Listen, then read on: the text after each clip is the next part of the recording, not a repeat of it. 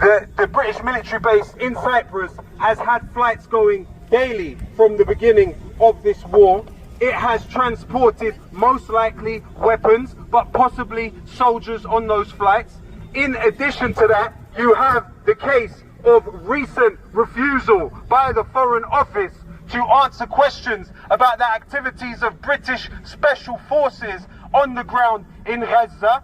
You have the D-notice sent out by the British government to suppress reports on the activities of the SAS.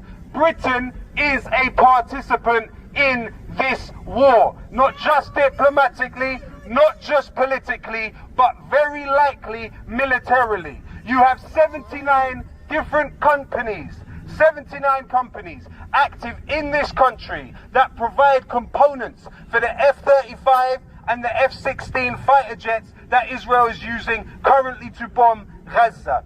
Britain is a signator to the Arms Trade Treaty, meaning that Britain cannot sign off on any export which could be used for violations of international humanitarian law.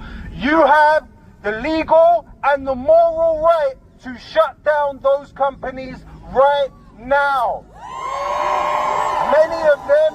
Many of them will be in your own communities.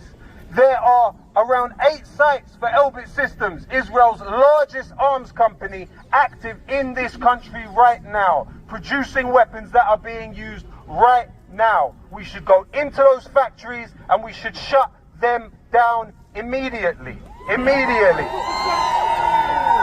Now, the other point to emphasize is the Israeli Ministry of Culture and the Israeli Ministry of Education have for some decades been funding a few organizations whose stated objective is the replacement of Al-Aqsa. Let's be clear, what is happening now is a precursor to what Zionist organizations funded by the Israeli government have the intention of doing to Al-Aqsa. We must be absolutely clear.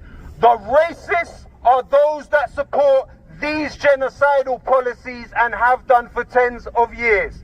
You, as young people within the school system, within the education system, are targeted by normalization programs like Solutions Not Sides, programs like Forum for Discussion of Israel and Palestine.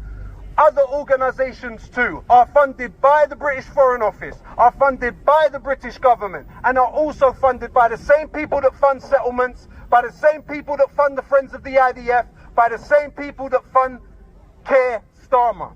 You will have these organizations come into the school and ask you to meet with former Israeli soldiers. This will happen. It happened in 2021 when students were expelled for standing with Palestine, when students were suspended for standing with Palestine, and it will happen now again. People will be expelled, people will be reported to prevent, and these normalization programs will come into the schools.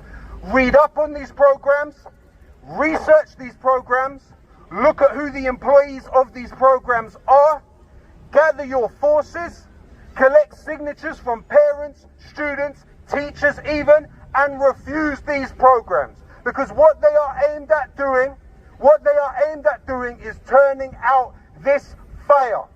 They are about cancelling your aversion to seeing mass human suffering.